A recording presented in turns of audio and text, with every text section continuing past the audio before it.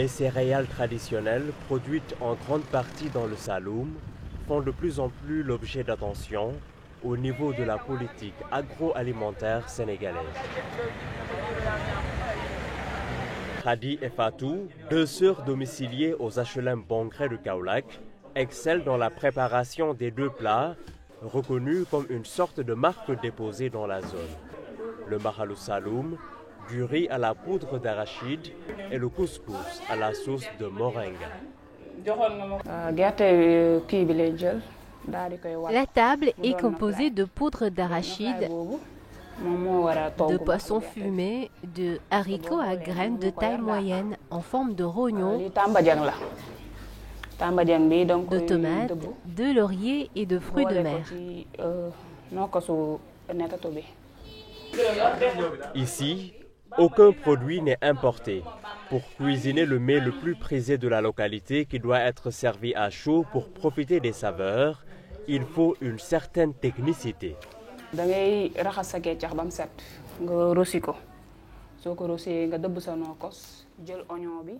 Il faut nettoyer les fruits de mer et, si nécessaire, les faire bouillir quelques minutes dans une casserole pour enlever le sable.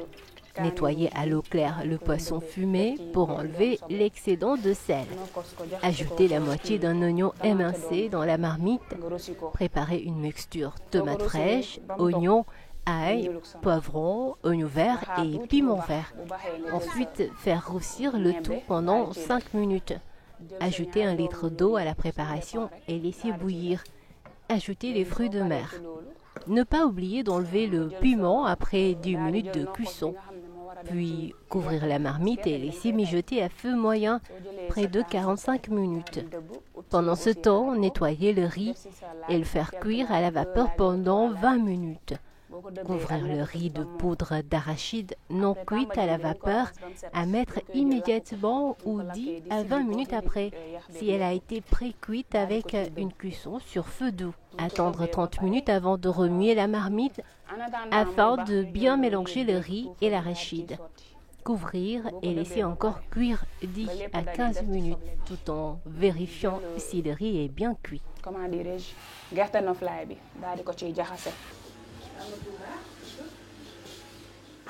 Dans cet ancien royaume de l'ouest du Sénégal, le couscous y est aussi très aimé.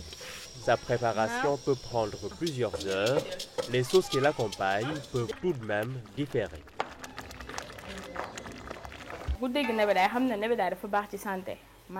C'est un plat traditionnel sénégalais fait à base de moringa qui régule la tension et fait baisser le taux de sucre. Les choux aussi ont beaucoup de vitamines. Nous utilisons aussi de la poudre de feuilles de baobab séchées et pilées qui soigne la fatigue générale. Le niébé comporte du fer, c'est très bon pour l'anémie. Le moringa vient de cette plante qu'il faut sectionner et sécher. Rien que mâcher les feuilles séchées est efficace contre le diabète. Il y a aussi du poisson séché entre autres aliments.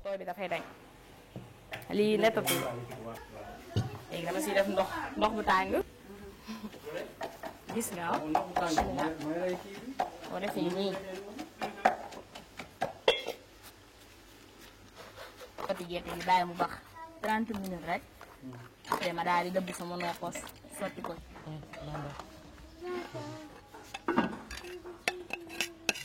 damay jël tomate bi sotti ko si bàyyi ko ba si kanam yaa ngi gis daal di jël chouparme bi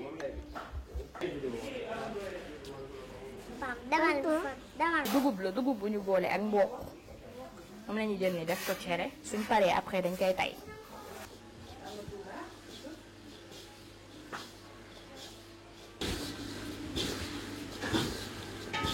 doon bi ba toj ko léegi damay def naam naam déedéet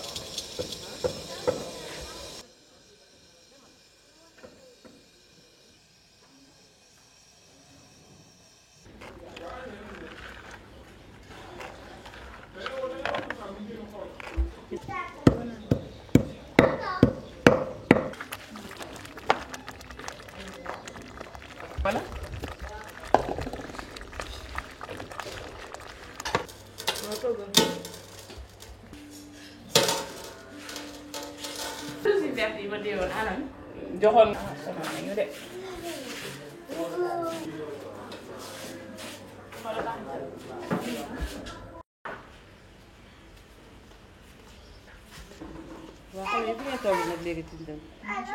La maman se réjouit du fait qu'avec ses 2 filles, la relève est bien assurée.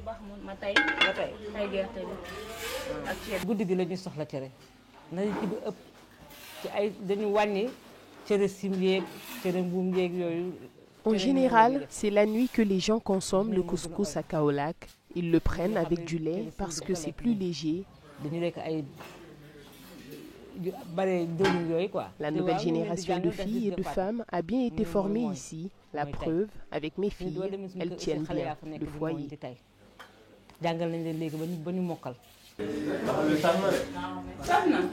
Invité à passer la journée dans cette demeure, ce jeune enseignant s'est délecté à volonté des 2 plats.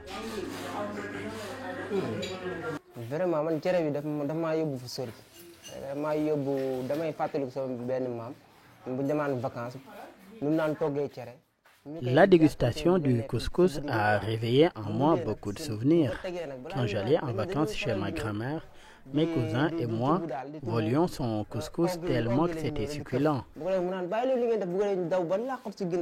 Je ressens actuellement ce même goût dans ces plats 100% naturels et cuisinés aussi par des femmes de mon âge. C'est comme si je suis en train de croître. J'ai même envie d'en ramener à la maison.